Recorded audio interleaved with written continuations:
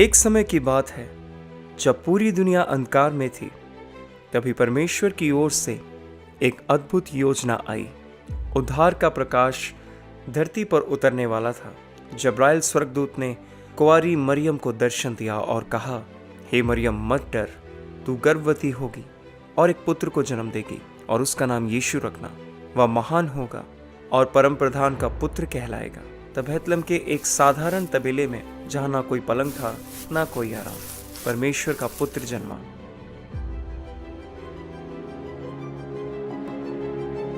नन्हा यीशु कपड़े में लिपटा हुआ चरनी में रखा गया। स्वर्ग में आनंद था। गडरियों को स्वर्गदूतों ने बताया, आज तुम्हारे लिए एक उद्धारकर्ता जन्मा है, मसीहा प्रभु। यीशु बड़े होकर लोगों को परमेश्वर का राज्य सिखाने लगे। वह प्रेम, क्षमा और दया का संदेश लेकर आए।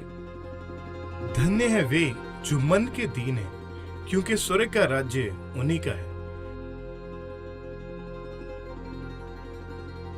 धन्य है वे जो शोक करते हैं, क्योंकि वे शांति को पाएंगे।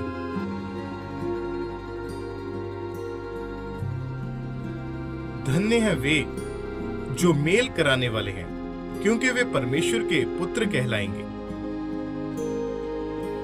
धन्य है वे जो नम्र हैं, क्योंकि वे पृथ्वी के अधिकारी होंगे। धन्य है वे जो धार्मिकता के भूखे और प्यासे हैं, क्योंकि वे तृप्त किए जाएंगे। धन्य है वे जो दयावंत हैं, क्योंकि उन पर दया की जाएगी। धन्य है वे जिनके मन शुद्ध हैं, क्योंकि वे परमेश्वर को देखेंगे। धन्य है वे जो धर्म के कारण सताए जाते हैं, क्योंकि स्वर्ग का राज्य उन्हीं का है। धन्य हो तुम, क्योंकि लोग मेरे कारण तुम्हें सताएं, तुम्हारी निंदा करें और झूठ बोल बोलकर तुम्हारे विरोध में हर प्रकार की बुरी बातें कहें। तो आनंदित और मगन होना, क्योंकि तुम्हारे लिए एक बड़ा प्रतिफल है। इसीलिए तुमसे पहले जो भविष्यवक्ता थे, उनके साथ भी ऐसा ही होता था। अगर तुम्हारे साथ हो रहा है तो आनंद मनाना।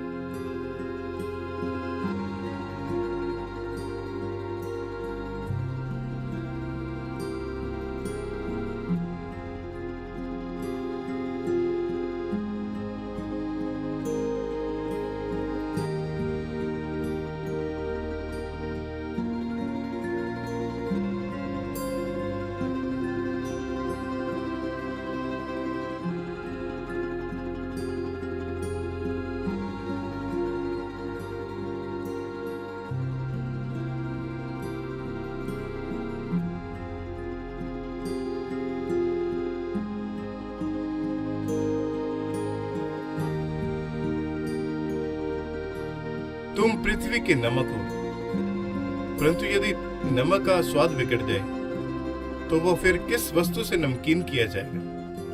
तो वो किसी काम का नहीं, केवल इसके कि वो बाहर फेंका जाए और मनुष्यों के पैरों तले रौंदा जाए। तुम जगत की ज्योति हो। जो नगर पहाड़ पे बसा हुआ है वो छिप नहीं सकता, और लोग दिया जलाकर पैमाने के नीचे नहीं रखते, परंतु दीवट पर रखते हैं, तब उससे घर के सब लोगों को प्रकाश पहुंचता है। उसी प्रकार तुम्हारा उजियाला मनुष्य के सामने चमके, कि वो तुम्हारे भले कामों को देखकर तुम्हारे पिता की जो स्वर्ग में है बड़ाई करें। ये ना समझो कि मैं व्यवस्था को लोप करने आया, लोप करने नहीं, परंतु उसको पूरा करने आया।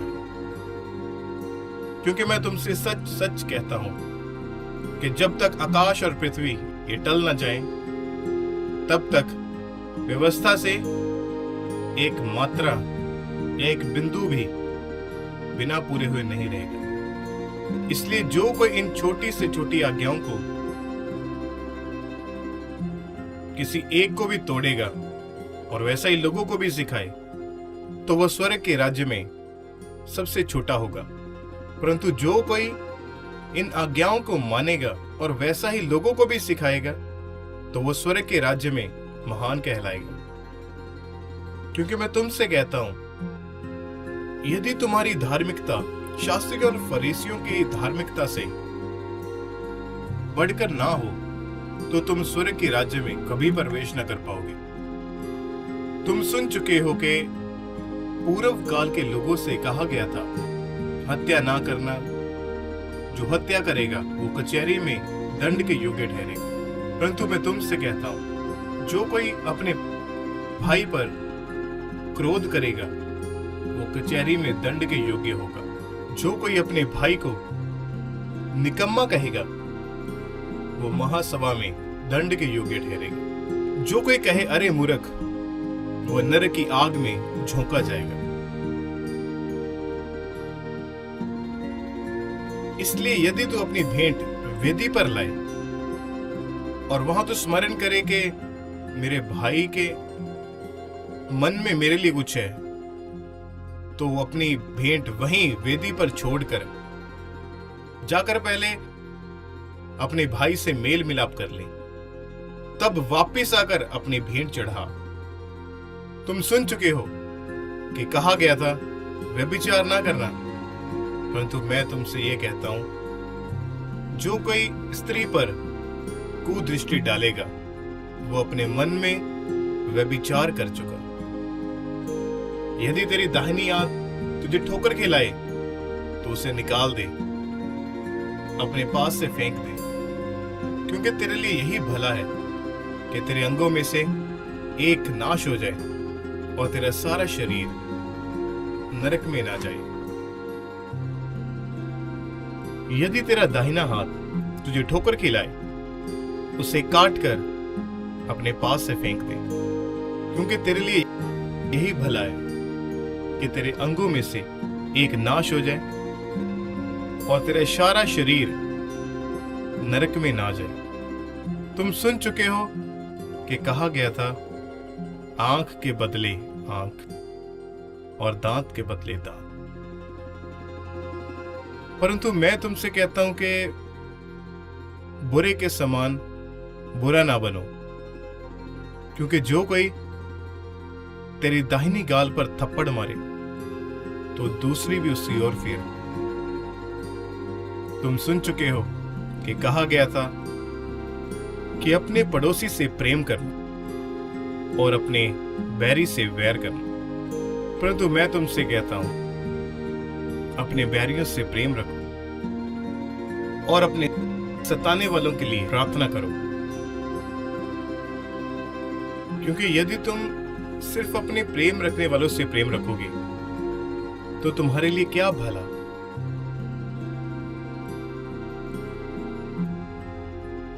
प्रभु कृपया हमें और गहरी बातें बताएं, हमने इतनी गहरी बातें कभी नहीं सुनी।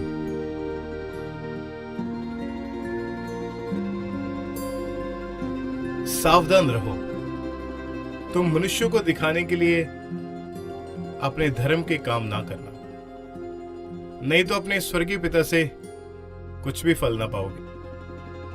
इसलिए जब तू दान करे तो अपने आगे तुरी ना बजा, जैसे कपटी सभाओं और गलियों में करते हैं, ताकि लोग उनकी बड़ाई करें।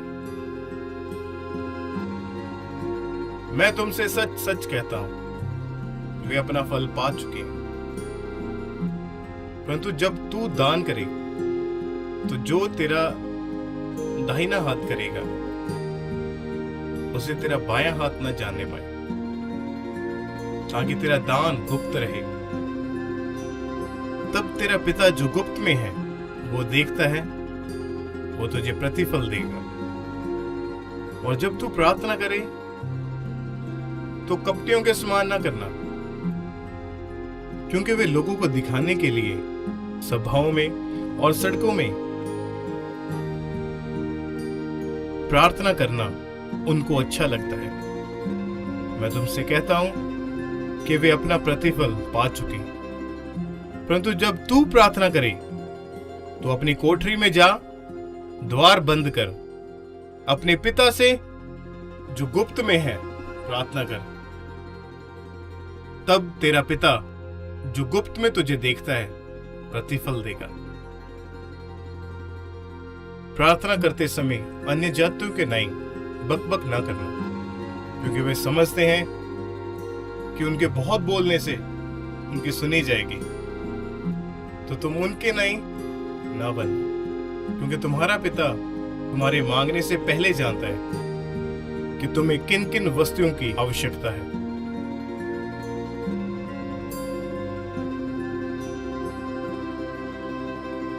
प्रभु, हम सबको प्रार्थना करनी सिखाएं, जिस तरह यूहन्ना ने अपने चेलों को सिखाई थी। हमें प्रार्थना करना सिखाए प्रभु। हाँ प्रभु, हम हमें प्रार्थना प्रार्थना करना सिखाएं। सीखना चाहते हाँ, हैं प्रभु। हमें तुम सब इस रीति से प्रार्थना करना। हे हमारे पिता, तू जो स्वर्ग में है, तेरा नाम पवित्र माना जाए, तेरा राज्य आए, तेरी इच्छा जैसे स्वर्ग में पूरी होती है वैसे पृथ्वी पर भी हो। हमारे दिन भर की रोटी आज हमें दे, और जिस प्रकार हमने अपने अपराधियों को क्षमा किया, वैसे ही हमारे अपराधों को क्षमा करें, और हमें परीक्षा में ना पड़ने दें, परंतु बुराई से बचा, क्योंकि राज्य, पराक्रम और महिमा सदा तेरे ही है। आमीन।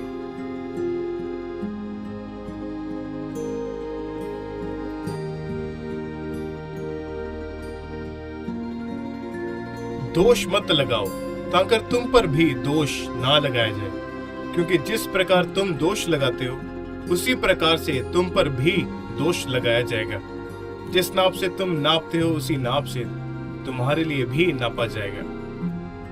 तू क्यों अपने भाई के आंख के तिनके को देखता है और अपनी आंख के लट्ठे को नहीं देखता? और जब तेरी आंख में लट्ठा है, तो अपने भाई से क्यों कहता है कि अपनी आंख से तिनका निकाल दे? हे कपटियों, पहले अपनी आंख से उस लट्ठे को निकाल दो, तब तू अपने भाई को यह बोल पाएगा कि ला, मैं तेरी आंख में से उस तिनके को निकाल देता हूं। पवित्र वस्तुएं कुत्तों को ना दें। अपने मोती सूरों के आगे मत डालो, ऐसा ना हो कि वे पांव तले रौंदे और वो तुम्हें फाड़ खाएं। मांगो तो तुम्हें दिया जाएगा, ढूंढो तो तुम पाओगे, खटखटाओ तो तुम्हारे लिए खोला जाएगा। क्योंकि जो कोई मांगता है उसे मिलता है, जो कोई ढूंढता है वे पाता है, जो खटखटाता है उसके लिए खोला जाता है। तुम में से ऐसा कौन मनुष्य है, यदि उसका पुत्र उससे रोटी मांगे तो वो उसे खाने के लिए पत्थर दे? वो मछली मांगे और उसको खाने के लिए सांप दे? कोई नहीं। सो जब तुम बुरे होकर अपने बच्चों को अच्छी वस्तुएं देते हो, तो तुम्हारा स्वर्गीय पिता अपने मांगने वालों को अच्छी वस्तुएं क्यों ना देगा?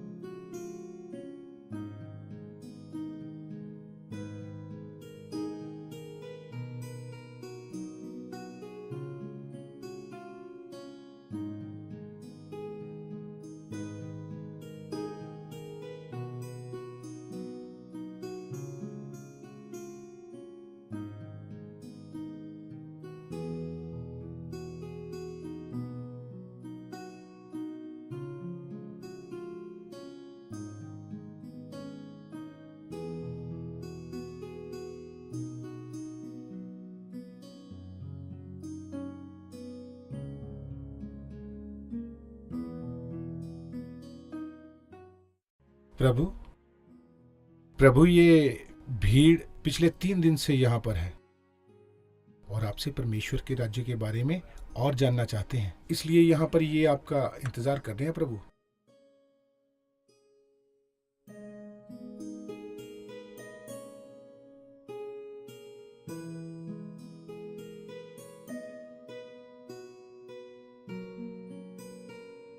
प्रभु, आज हमने अपनी आंखों से इतने बड़े बड़े और अद्भुत कामों को होते हुए देखा।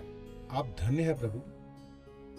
परंतु ये भीड़ प्रभु, ये पिछले 3 दिन से आपके पीछे चल रहे हैं और परमेश्वर के राज्य के बारे में ये लोग और जानना चाहते हैं प्रभु।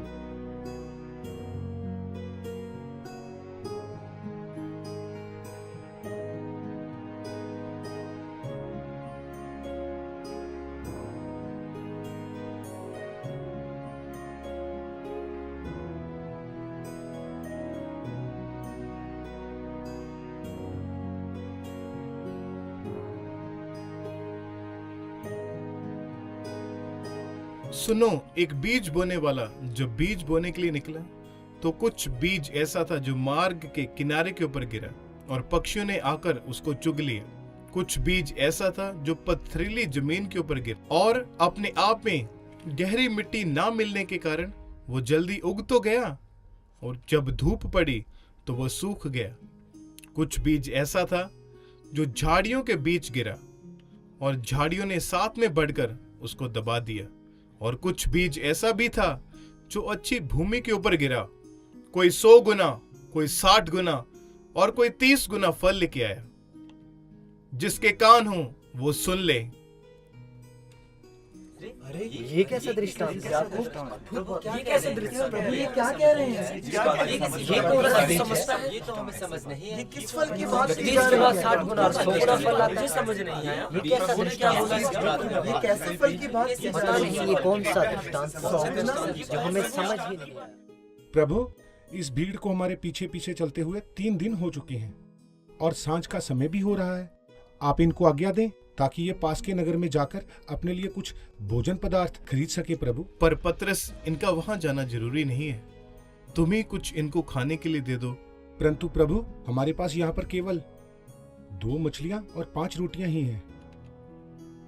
इतने से भोजन से इतने लोगों को हम कैसे खिलाएंगे? चिंता मत करो, विश्वास रखो। जो कुछ है तुम्हारे पास उसको मेरे पास यहाँ ले। अभी लेकर आता हूँ प्रभु। चलो याकूब।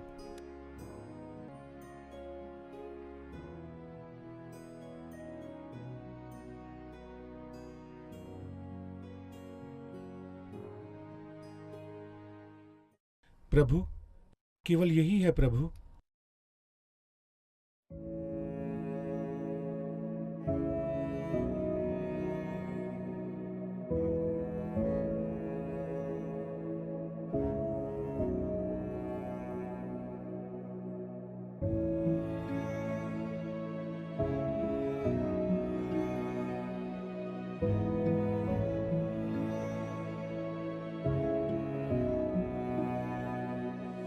हे परमेश्वर, मैं आपका धन्यवाद करता हूँ। प्रभु आप महान हैं। एक और चमत्कार, ये तो चमत्कार है। सच में बड़ा चमत्कार है। प्रभु आप महान हैं। प्रभु आप महान हैं। तुम सब पंक्तियों में बैठ जाओ और जाओ इन सब में इन रोटियों को बांट दो। जो आज्ञा प्रभु। प्रभु की महिमा हो। इन्हें मछलियां दे। हाँ, ये भी लो। कोई भी भूखा नहीं रहेगा।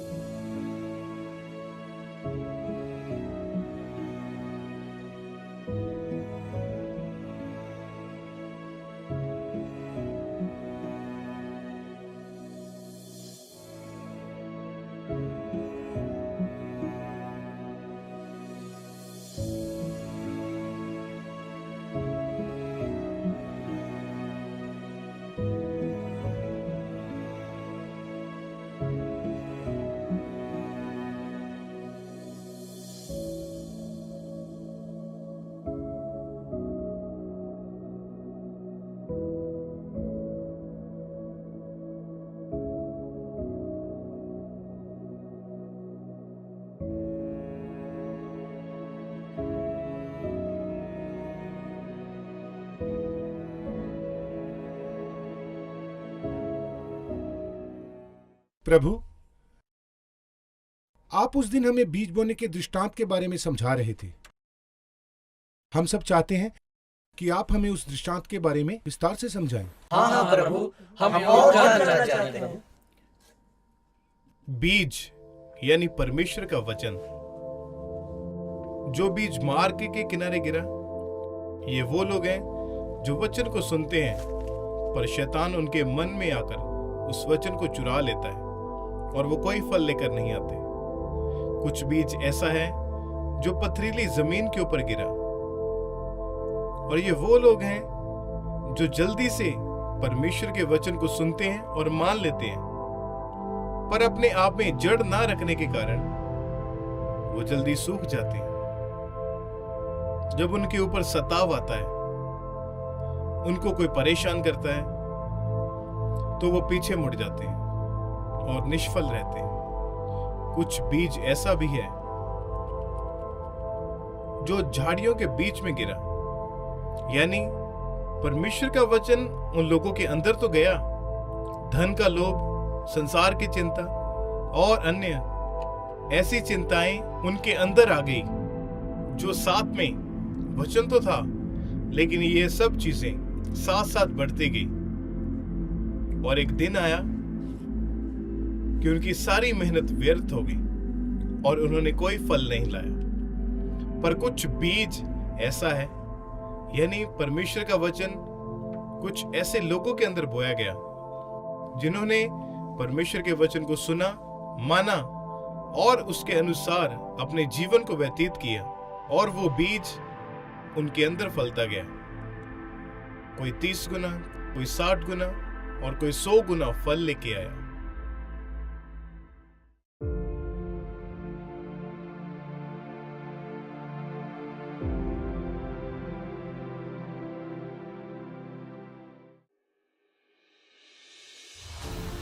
एक पहाड़ की चोटी पर जहां आकाश पृथ्वी को छूता है, 3 शिष्य पतरस, याकूब, यूहन्ना एक ऐसी महिमा को देखने वाले बनने वाले थे जो पहले कभी ना किसी ने देखी थी।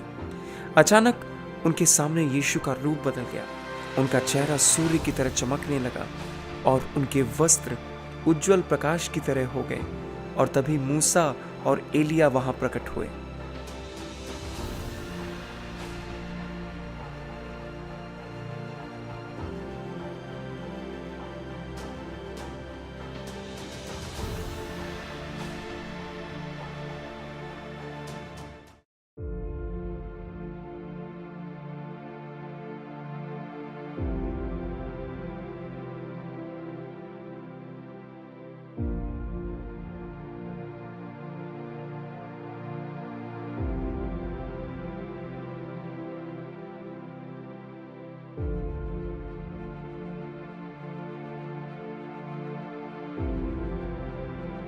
प्रभु, क्या हमारा यहाँ पर रहना ठीक है? यदि आप कहें तो हम यहाँ पर 3 मंडप बनाएंगे, एक मूसा के लिए, एक एलिया के लिए और एक आपके लिए। ये मेरा प्रिय पुत्र है, मैं इससे प्रसन्न हूँ, इसकी सुनो।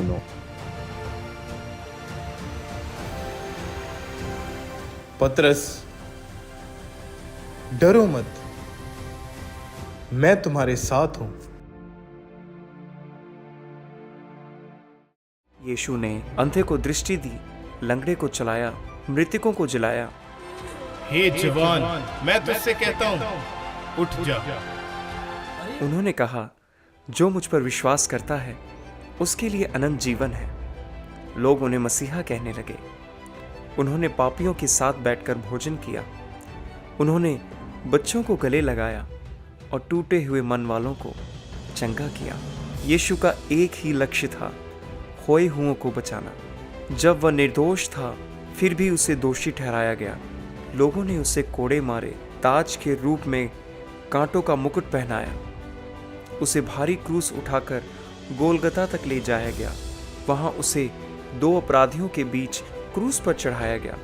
और यीशु ने कहा, हे मेरे पिता, इन्हें क्षमा कर, क्योंकि ये नहीं जानते ये क्या कर रहे हैं। आकाश अंधकारमय हो गया, धरती कांप उठी, और जब उसने अंतिम सांस ली, हे मेरे पिता, मैं अपना प्राण तुम्हें सौंपता हूं।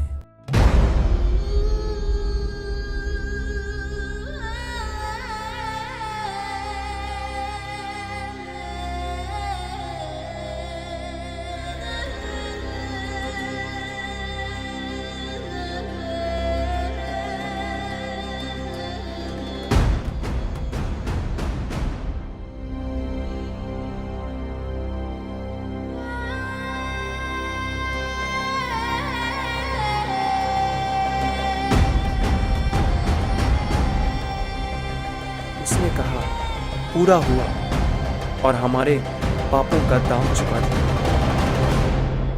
तीसरे दिन वह कब्र खाली थी। स्त्रियां कब्र पर गईं, पर यीशु वहां नहीं था। जब स्वर्गदूत ने कहा, हे नारी, तुम जीवते को मृतकों में क्यों ढूंढती हो? यीशु यहाँ नहीं है, वह अपने कहे अनुसार मुर्दों में से जी उठा है।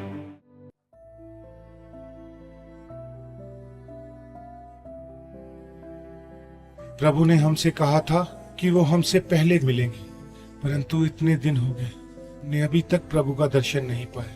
मन बहुत व्याकुल हो रहा है, क्या करें, कुछ समझ नहीं आ रहा।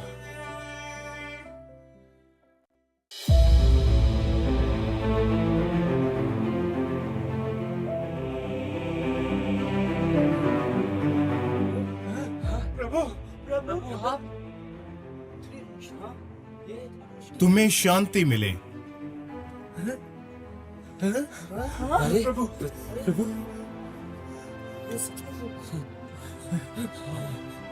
क्यों घबराते हो? हमारे प्रभु तुम्हारे मन में क्यों अविश्वास उठता है? मेरे हाथ और मेरे पांव को देखो, मैं वही हूं। मुझे छू कर देखो, क्योंकि आत्मा की हड्डी और मांस नहीं होते, ये तो हमारे प्रभु ही है। जैसा तुम मुझ में देखते हो। तो हमारे प्रभु है। प्रभु प्रभु देखो तीनों के निशान। हमारा तो भाई तो सचमुच प्रभु है। क्या यहाँ तुम्हारे पास कुछ खाने को है? हाँ प्रभु। अरे ये लीजिए प्रभु।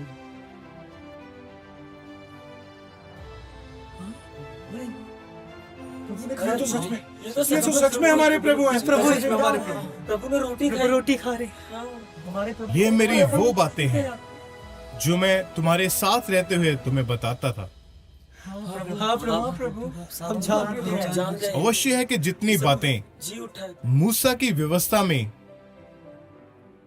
और भविष्यद्वक्ताओं और भजनों की पुस्तकों में लिखी है, वो पूरी हों। जी प्रभु। जी प्रभु। आप सत्य कहते हैं प्रभु। हाँ। लिखा है कि मसीह दुख उठाएगा और तीसरे दिन मरे हुए में से जी उठेगा, जैसा कि आज मैं तुम्हारे बीच में हूं।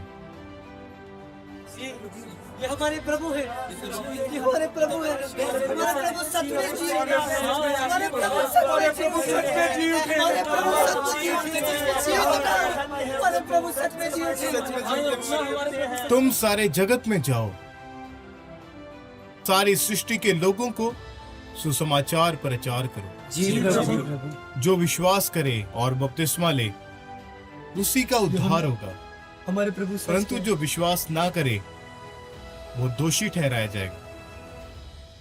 विश्वास करने वालों में ये चिन्ह होंगे कि वे मेरे नाम से दुष्ट आत्माओं को निकालेंगे, नई नई भाषाएं बोलेंगे और सांपों को उठा लेंगे, और यदि वे प्राणनाशक वस्तु भी पी जाएं तो भी कुछ हानि ना होगी। बीमारों पर हाथ रखेंगे और वे चंगे होंगे। तुम्हें शांति मिले। जैसा पिता ने मुझे भेजा है, वैसे मैं भी तुम्हें भेजता हूं। पवित्र आत्मा लो।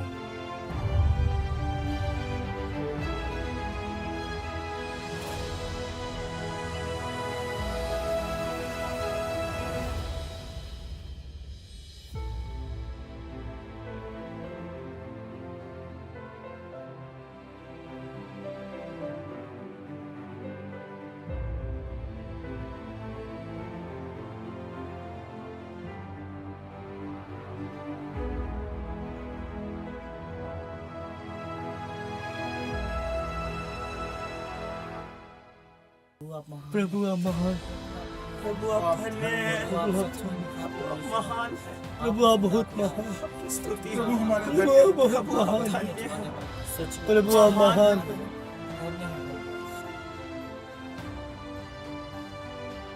जिनके पाप तुम क्षमा करोगे तो उनके लिए क्षमा किए जाएंगे, जिनके तुम रखोगे वे रखे जाएंगे।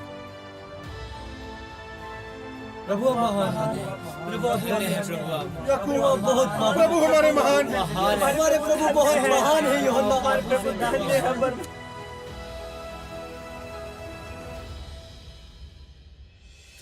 याकूब, यूहन्ना, पतरस, कहाँ हैं सब लोग?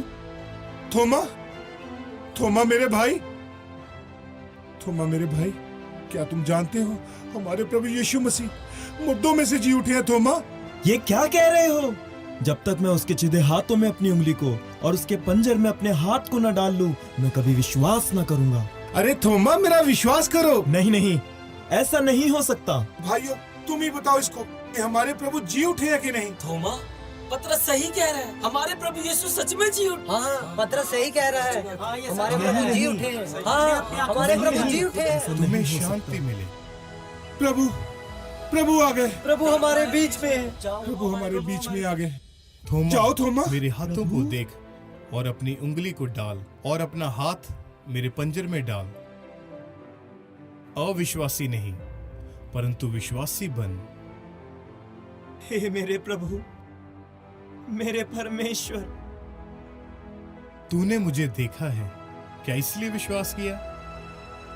परंतु धन्य है वे जिन्होंने बिना देखे विश्वास किया। प्रभु मैं विश्वास करता हूँ, आप सचमुच जी उठे हैं। मैंने तुमसे कहा था ना थोमा कि हमारे प्रभु मुर्दों में से जी उठे हैं। वह अपने शिष्यों को दिखाई दिया, उन्हें छूने दिया, उनके साथ खाया। यीशु ने मृत्यु को हरा दिया।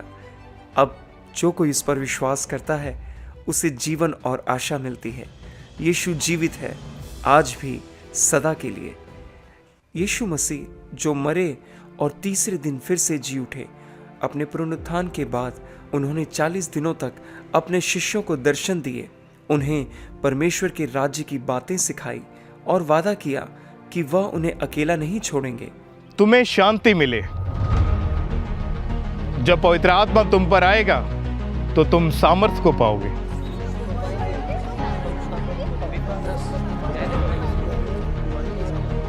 पतरस, क्या जब मैंने तुम्हें भेजा था तो क्या तुम्हें किसी वस्तु की घटी हुई थी? नहीं प्रभु, हमें किसी भी वस्तु की घटी ना हुई थी। इसलिए मैं तुम सबसे कहता हूं, अपने प्राण के लिए ये चिंता ना करना कि ये क्या खाएंगे, क्या पिएंगे या क्या पहनेंगे। आकाश के पक्षियों की ओर देखो, वे ना तो बोते हैं और ना काटते हैं, पर फिर भी मेरा स्वर्गीय पिता उन्हें खाने के लिए देता है। मैदान के फूलों को और सुंदर घास को देखो कि मेरा पिता उन्हें कितने सुंदर वस्त्र पहनाता है। मैंने तुम्हें सांपों और बिच्छुओं को रौंदने का और शत्रु की सारी सामर्थ्य के ऊपर अधिकार दिया। किसी भी वस्तु से तुम्हें कुछ भी हानि ना होगी। द्वार मैं हूं, यदि कोई मेरे द्वारा भीतर प्रवेश करे तो वो उद्धार पाएगा और भीतर बाहर आया जाया करेगा और चारा पाएगा। चोर किसी और काम के लिए नहीं परंतु केवल चोरी करने के लिए और घात करने के लिए और नष्ट करने के लिए आता है। मैं इसलिए आया ताकि तुम जीवन पाओ और बहुतायत का जीवन पाओ। अच्छा चरवाहा मैं हूं। अच्छा चरवाहा अपने भेड़ों के लिए अपना प्राण देता है। सच्ची दाखलता मैं और मेरा पिता किसान है। जैसा अब्राहम का ध्यान उस स्थिर नींव वाले नगर की ओर लगा रहता था, यानी स्वर्ग की ओर, तो मैं तुमसे कहता हूं कि तुम्हारा ध्यान मेरे वचनों की ओर लगा रहे ताकि तुम भी स्वर्ग के वासी बन सको। क्योंकि स्वर्ग मेरे बैठने का सिंहासन और पृथ्वी मेरे पांवों की चौकी है। कोई भी स्वर्ग में नहीं चढ़ा, केवल वही जो स्वर्ग से उतरा है, अर्थात मनुष्य का पुत्र। जो जय पाए मैं उसे अपने साथ अपने सिंहासन पर बैठाऊंगा, जैसे मैं भी जय पाकर अपने पिता के साथ उसके सिंहासन पर बैठ गया। स्वर्ग और पृथ्वी का सारा अधिकार मुझे दिया गया है, इसलिए तुम सब जाकर सब जातियों को सुसमाचार प्रचार करो और उन्हें बाप, बेटा और पवित्र आत्मा के नाम से बपतिस्मा दो,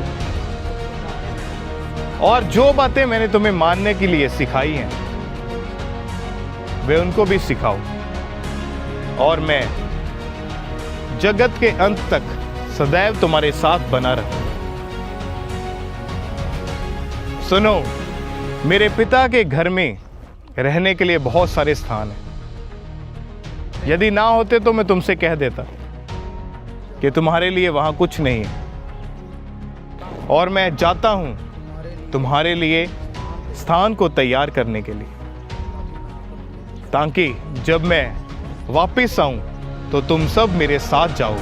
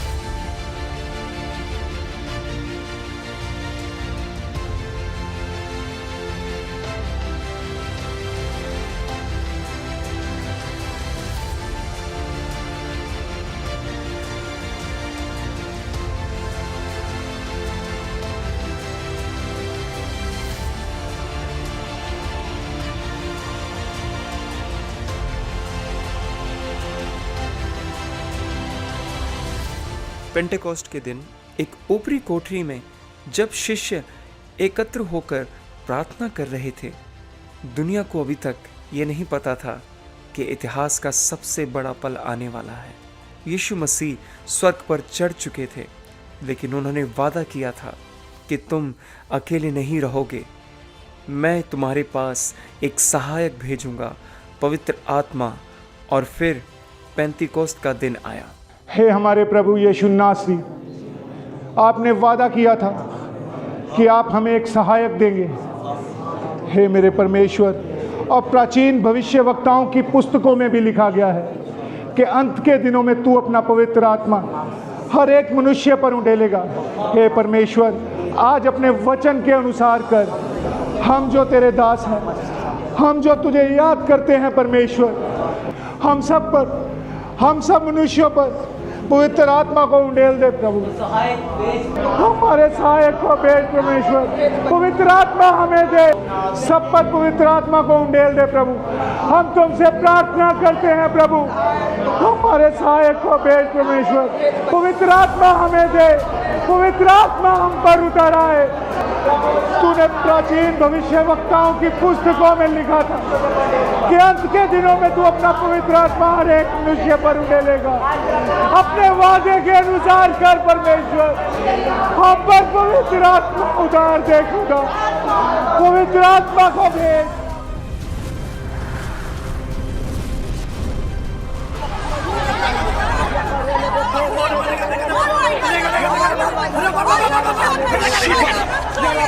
Que o teu Espírito Santo nos possa guiar, Senhor.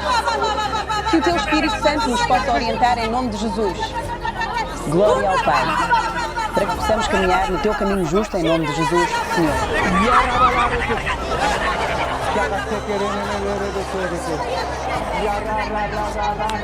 Fiul omului a murit pe cruce pentru noi și a înviat din morți ca noi să credem în El și să fim mântuiți.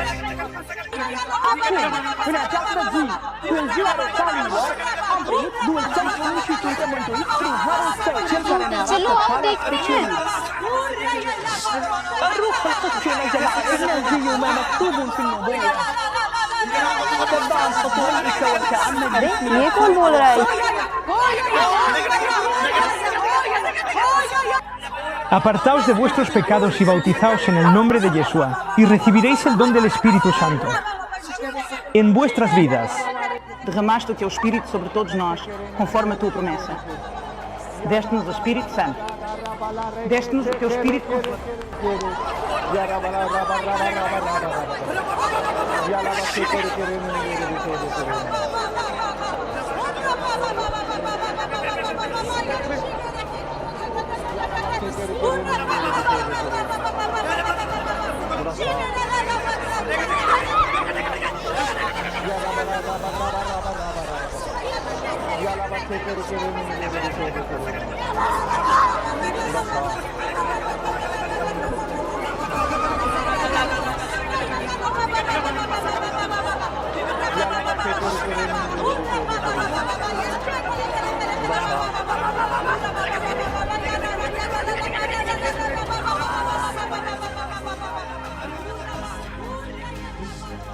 क्या ये गलीली नहीं है? हाँ, ये गलीली पतरस है। ये तो मशवारा है, इसके पास कोई ज्ञान नहीं है। मैं मिस्री हूँ और मैंने इन्हें अपनी भाषा में बात करते सुना। हाँ, मैंने भी सुना। मैं अरब से हूँ, इनको मैंने अपनी भाषा में बात करते सुना है। मैं उस देश से हूँ, मैंने भी इनको अपनी भाषा में बात करते हुए सुना है। हाँ, ये कैसे हो सकता है? जी अद्भुत है। ये तो अचंबा हो गया। ये तो कोई ईश्वरीय शक्ति लगती है। ये कैसे हो सकता है? मुझे लगता है ये नई मदिरा के नशे में चूर हैं। सचमुच ये नई मदिरा के नशे में चूर हैं। ऐसा ही है, ऐसा ही है ये।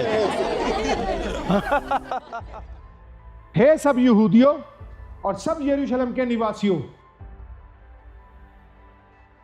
ये जान लो और मेरी बात कान लगाकर सुनो। जैसा कि तुम लोग समझ रहे हो, हम लोग नशे में नहीं हैं, क्योंकि अभी तो पहर भर ही दिन चढ़ा है।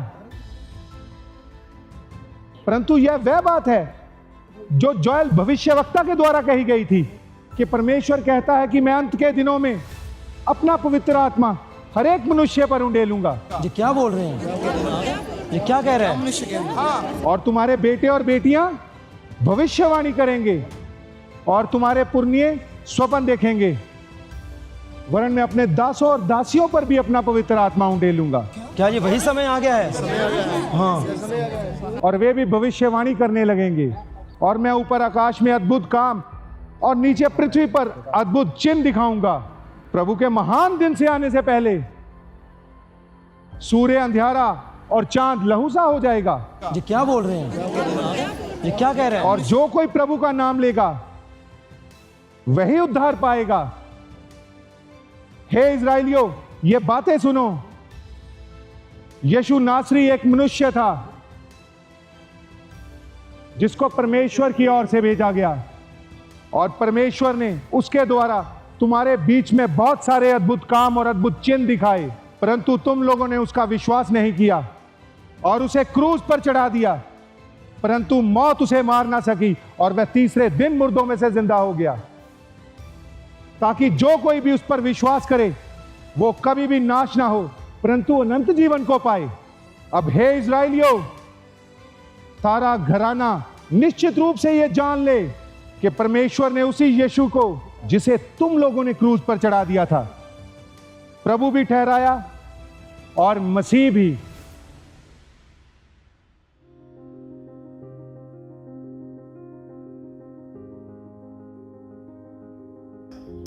मुझ लंगड़े भिखारी पर कोई दया करो। मुझ लंगड़े भिखारी पे कोई दया करो। भाई, क्या हुआ है तुम्हें? मैं जन्म से ही लंगड़ा हूँ और मेरे घर वाले मुझे रोज यहाँ पे बिठा कर चले जाते हैं ताकि मैं भीख मांग कर अपना पेट भर सकूं। ये क्या कह रहे हो? देखो भाई, सोना चांदी तो हमारे पास नहीं है, परंतु जो कुछ मेरे पास है आज मैं तुम्हें वो दिए देता हूं। चलो उठो और प्रभु यीशु मसीह नासरी के नाम में चलो फिरो। क्या? मैंने तुम हमसे कहा भाई कि चलो उठो और प्रभु यीशु मसीह नासरी के नाम से चलो फिरो।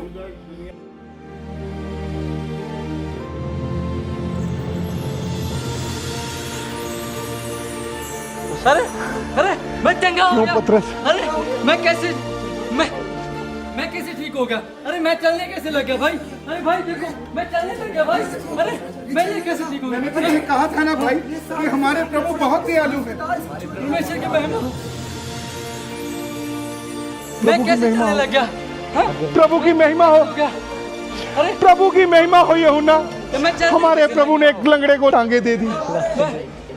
हमारे प्रभु महान है। हमें हैकल में जाकर उसका धन्यवाद करना चाहिए। चलो प्रभु आप धन्य हैं, प्रभु आप महान हैं।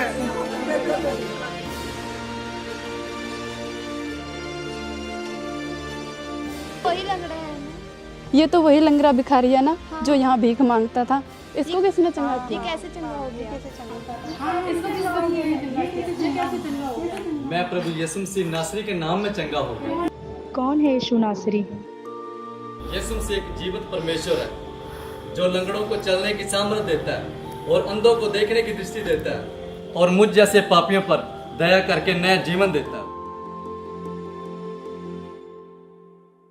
यीशु मसीह अब स्वर्ग में विराजमान है, लेकिन उनका वचन, उनकी आत्मा, उनका प्रेम हमारे बीच आज भी जीवित है और वे फिर से आएंगे महिमा में।